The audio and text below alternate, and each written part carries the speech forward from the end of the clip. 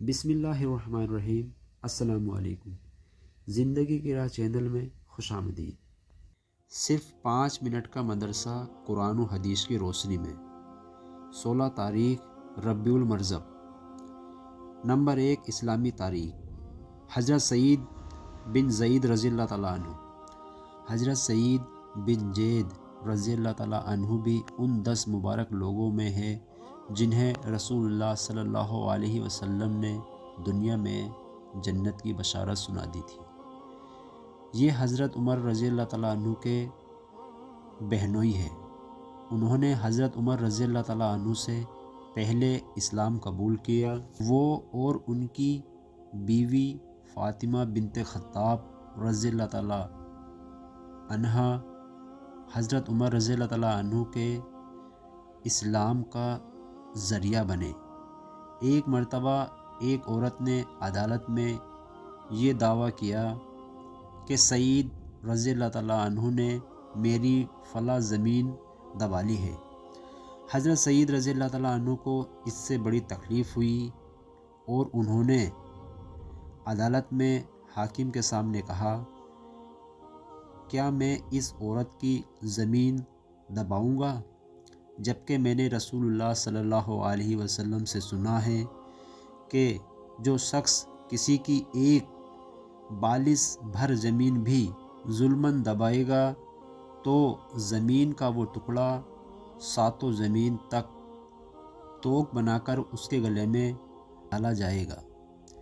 اس حدیث کو سننے کے بعد حاکم نے ان کو بری کر دیا، مگر انہوں نے دکھے ہوئے دل سے فرمایا، اے اللہ، تو جانتا ہے کہ وہ عورت جھوٹی ہے، تو اس کو اندھا کر دے اور اس کی زمین کو اس کی قبر بنا دے۔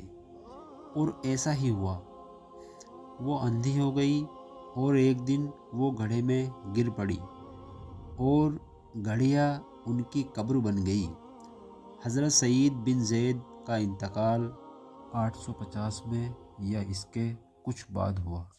اس وقت ان کی عمر 70 سال سے زیادہ تھی۔ نمبر 2، حضور صلی اللہ علیہ وسلم کا معجزہ، ٹوٹے ہوئے پیر کا ٹھیک ہونا۔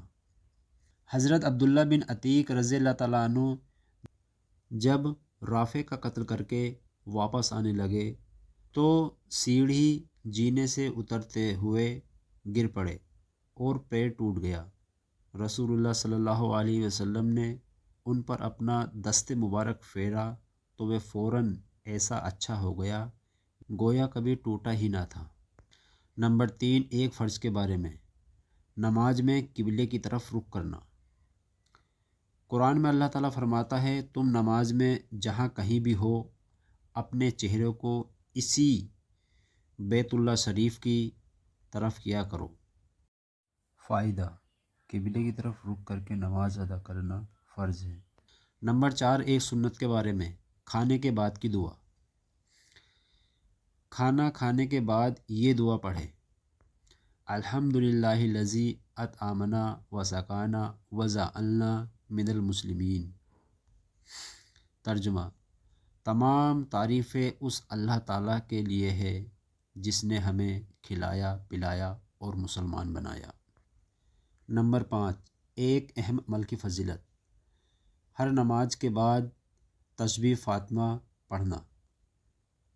رسول اللہ صلی اللہ علیہ وسلم نے فرمایا، جو شخص ہر فرض نماز کے بعد 33 مرتبہ سبحان اللہ، 33 مرتبہ الحمدللہ، 34 مرتبہ اللہ اکبر کہتا ہے وہ کبھی نقصان میں نہیں رہتا۔ نمبر 6، ایک گناہ کے بارے میں، کسی پر تہمت لگانا گناہ عظیم ہے۔ قرآن میں اللہ تعالیٰ فرماتا ہے، جو شخص کوئی جھوٹا یا بڑا گناہ کرے پھر اس کی تہمت کسی بے گناہ پر لگا دے تو اس نے بہت بڑا بہتان اور کھلے گناہ کا بوجھ اپنے اوپر لاد دیا۔ نمبر 7، دنیا کے بارے میں، نیک اعمال کے بدلے دنیا کی رونق چاہنا۔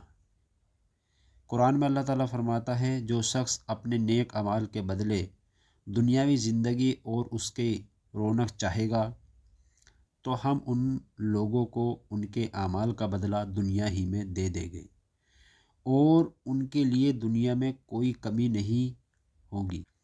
یہی لوگ ہیں جن کے لیے آخرت میں صرف اور صرف جہنم ہے، اور انہوں نے جو کچھ دنیا میں کہا تھا وہ سب آخرت میں بیکار ثابت ہوگا۔ نمبر 8، آخرت کے بارے میں اہل جنت کو خوشخبری۔ رسول اللہ صلی اللہ علیہ وسلم نے فرمایا، ایک پکارنے والا جنتیوں کو پکارے گا، تم ہمیشہ تندرست رہو گے، کبھی بیمار نہ ہوں گے، تم ہمیشہ زندہ رہو گے، کبھی موت نہیں آئے گی، تم ہمیشہ جوان رہو گے، کبھی بوڑھے نہیں ہوگے، تم ہمیشہ خوشحال رہو گے، کبھی محتاج نہ۔ نمبر 9، طب نبی سے علاج، میتھی سے علاج۔ رسول اللہ صلی اللہ علیہ وسلم نے فرمایا، میتھی سے شفا حاصل کرو۔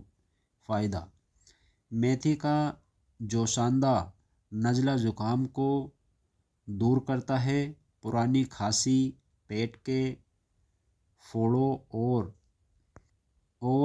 پھیپھڑوں کی بیماریوں میں بہت نافع بخش ہے، سینے میں جمے ہوئے بلغم کے لیے بیحد مفید ہے اور قبض کو دور کرتا ہے۔